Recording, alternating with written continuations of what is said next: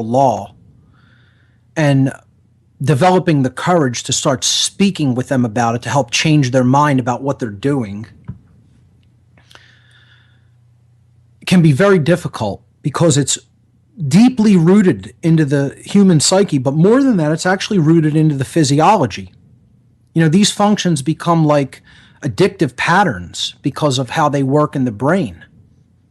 When you're forging an emotional bond with somebody, you know, the limbic brain is sending certain kinds of chemicals into the body.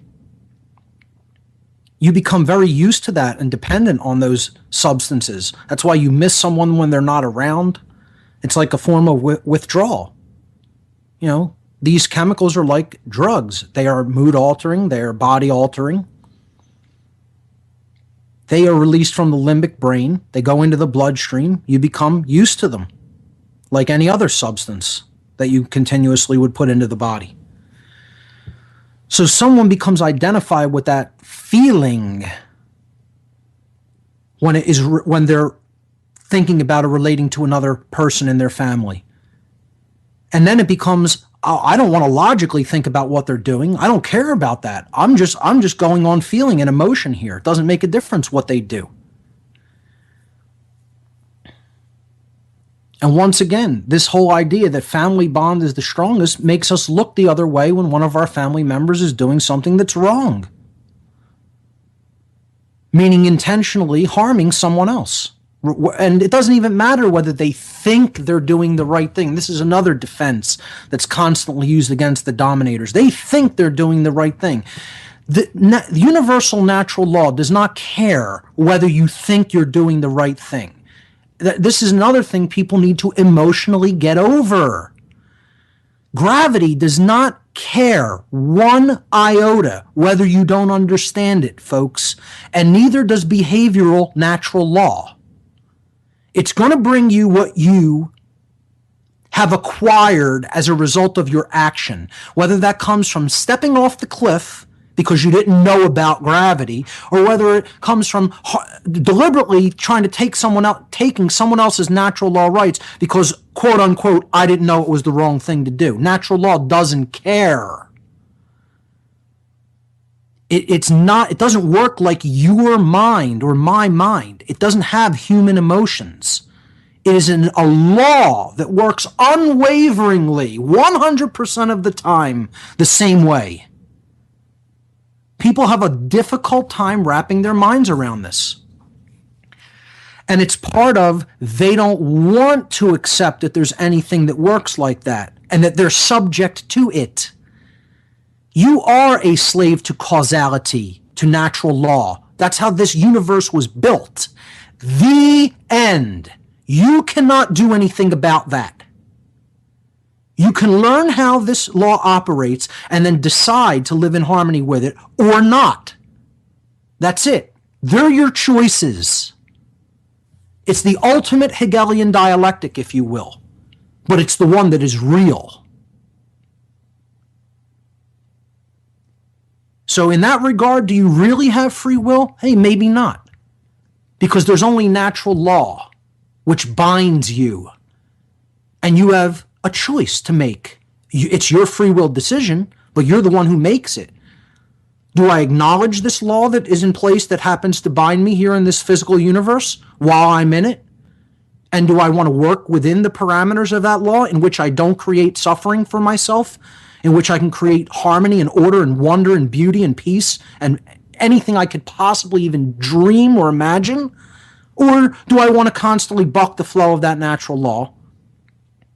I want to believe that I'm God somehow. I could do whatever I want with no consequences, and I'm just going to create disharmony, suffering, endless suffering, and chaos for myself. See, ladies and gentlemen, you could ignore reality all you want, but you cannot escape the consequences of ignoring reality. That's what's not possible. It is possible to ignore reality. You're an utter fool to do it. And because you happen to be uncomfortable with what that reality is, you don't want it to be that way. That's why most people won't even look at natural law. I don't want it to be that way. Well, once again, you're not the creator of the universe. Who cares what you want? You need to learn what is and start getting your head around the concept that you need to accept the way certain things that weren't created by you are. They weren't created by any humans. They're just the natural function of this domain that you don't have a say over. This is why in many secret societies or in many mystery tradition schools, people who don't believe that there's a higher power than man won't even be dealt with. And I understand why that is. I get it. Because they think they can get it to make up what the truth is based on their likes or preferences or their emotions. I don't like that. That bothers me, that idea. I'm not even going to look into whether it's true or not. I'm not even going to look into whether that happens to be the conditions I'm surrounded by and surrounded with and that I'm binded by or not. I have no care to look into any of that because that makes me feel uncomfortable. I don't like it, so therefore it can't be true. Which brings me to the next couple of slides. I call that the arbiter of truth syndrome. I get to make up what truth is based on how it makes me feel. And here's the flip side of that coin is when people hear the truth, they react in different ways based on how it makes them feel. Not on whether it's accurate, not on whether it can actually be verified, whether it's true, the veracity of the information. No. I'm going to judge it based on how it makes me feel. So if I don't like how this person looks or the sound of their voice, or if that information's making me uncomfortable, or I don't like the way he presented it, or he left this little tiny detail out that I think is important, even if the rest of what he's saying happens to be true, I'm throwing it all out. This is such an immature way of seeing reality and coming to any conclusions of what is. But unfortunately, this is where most people are at, and this is a symptom of emotional mind control. Many people, in the freedom and patriot movements, are under emotional mind control. And I'm going to give you an example in a way how I'm not under that kind of mind control or heart control. When people hear people shouting or screaming something or saying it in a harsh or abrasive way, they want to think it isn't true. The role that they're fulfilling in the creation of the dark New World Order. That was the first part of this. The second part of this has to do with human perception and how people want to perceive reality versus accepting reality as it is, or even being able to see it at all as it is. This is one of the biggest problems that humanity has. And many people fall into the trap of, if I don't like the way the information is being presented, it's not true. So I put two images up here to emphasize this form of mind control, which is heart control. It's more about controlling someone at an emotional level than it is controlling them at a mental level, because they're not thinking with their mind at all. The mind is being removed from the process, and they're being controlled from the feelings of the body. That's why this is a powerful form of control that most people never even see or understand how it works. I'll be the first person to admit my voice isn't the most pleasant to listen to. Never thought that it was. I don't like listening back to the things that I do because I don't like the sound of my own voice, as many people don't. That's a common thing. But when I do listen back to try to see what am I doing right, can I improve upon, I generally feel I do a good job. I listen to the concepts I present. I think I present it in a clear way, in a way that could be easily understood by anybody. I don't overcomplicate it. And I think I do a reasonably good job to explain these concepts. So I gauge myself not on how I sound, because I don't like the sound of my voice when I listen back to it. I take a look at what did I actually say. And then I'm going to be honest about, did I do a good job getting that idea across? That's it. Doesn't matter whether I don't like to hear it. And this is, again, something people don't even know that they're in sometimes. I'll give another example, okay? Manly P. Hall, old man before, he died, I believe, at the age 93 or 94, something like that. I think it was 93. But he lectured on the circuit into his 90s. And when you listen to an older gentleman speak in a monotone, very slow pace, deliberate, it can be taxing. It can be something that is, wow, that takes willpower to actually sit there and pay attention to that, because let's face it, it's boring. Literally, I mean, it's something that's not really very exciting or holds you in rapt attention. But the information that he's giving is like, whoa. I mean, this guy is a beacon of light, Well, what he's exploding onto the world with what he put forward over his years. So I'm not paying attention to the sound of his voice or whether it makes me bored or even sleepy. I'm listening to what he's saying. And again, if it's super harsh, we could bring Alex Jones up as an example. People call him a blowhard. They say, oh, he's super over the top at what he does. None of that matters. All that matters is what he's saying accurate regarding the control system. So, in image number 6 here, I have all these people shouting and looking upset, and they're yelling right at you. They got their finger up in your face, and they're all saying the same thing. 2 + 2 = 4, which is unequivocally, eternally, definitively, absolutely true, and can never be any other way. That is a mathematical, natural law reality. It doesn't matter how anyone says it to you. They can say it in the most pleasing, wonderful tones that sound like angels singing. Or they can be a blowhard yelling through a megaphone. All irrelevant. The only thing that is relevant is it true?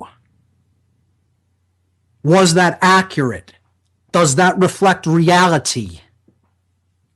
Image number 7 shows the exact opposite of this. The news broadcasters, our wonderful friends in the mainstream media, they're always talking in such pleasing tones. And now the news. Take it away, Ellen. Sure, Jim. And then they're going to spout the most absurd, ridiculous propaganda that anyone has ever heard, and most people are going to gulp it down. They're going to shovel it in with a spoon, they're going to slurp it up with a straw, and they can't get enough. They can't get it in fast enough. More, please. More, please. Yes, I'll have another. Because they like hearing what they want to hear, and they like it being told to them in sweet, pleasant tones, even if it's total bunk.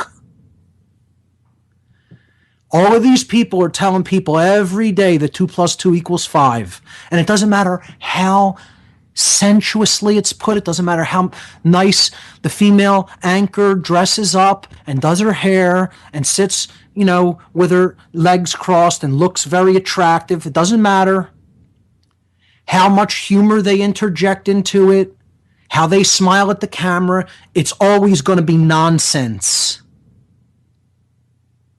But many people will buy it just because it's told to them like rocking a baby to sleep. In those soft and pleasant tones. They're never going to even go out and check whether it's accurate. They're going to take it at face value because they're gauging information not with the human mind. They're gauging information through how it makes them feel in the body. And that's what emotional mind control is. And this is the same thing that happens when you say, you know what, your father may have done great things in his role as a father, but in his role as a cop, he abused people's rights all day long, whether he knew it or not. Because he wasn't following natural law. He wasn't following his conscience. He was following human orders. And what happens? Boom, emotional reaction in the body. That makes me feel bad because I remember the emotional connection I had to my dad as my dad. And now I'm going to react to the truth of that statement by getting angry. I'm not going to look into the statement's veracity, whether he actually did violate natural laws in his role as a police officer. I'm just going to react to the teller of that information, to the bringer of that information, because he touched a nerve with me because I have a deep emotional connection to Daddy. You understand how emotional mind control works and how dangerous it is, and how it is keeping things the way they are in this reality. Let me give you an example of how I will respond to new information. I'll go out and check whether it is accurate. Okay, so I happen to still eat eggs. I'm a vegetarian, but I eat eggs. Continuing with emotional mind control. We have to understand first, it doesn't matter how information is delivered. We need to get over that. That is part of the calcified human ego, is believing that what our perceptions of the messenger are is directly related to the quality or veracity of the information.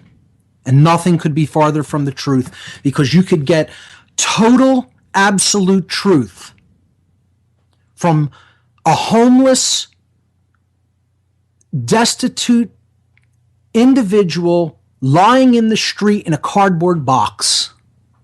And that happens to be his situation. He may even be drunk. He may be slurring. And he could give you wisdom. And yet you could go to the executive of the board, way up in an ivory tower someplace in the middle of the middle of a city, in the boardroom, and that could be the devil incarnate, basically, in a $10,000 three-piece suit, telling you exactly the opposite of the truth. It doesn't make a difference what the truth looks like or sounds like. You need to do the work to definitively verify the information. That's it. That's part one of this. Part two is people have such difficult concepts with the idea of definitiveness, definite, absolute, all one way, extreme. These are things we've been conditioned from birth to think, oh, those are bad things. That's bad.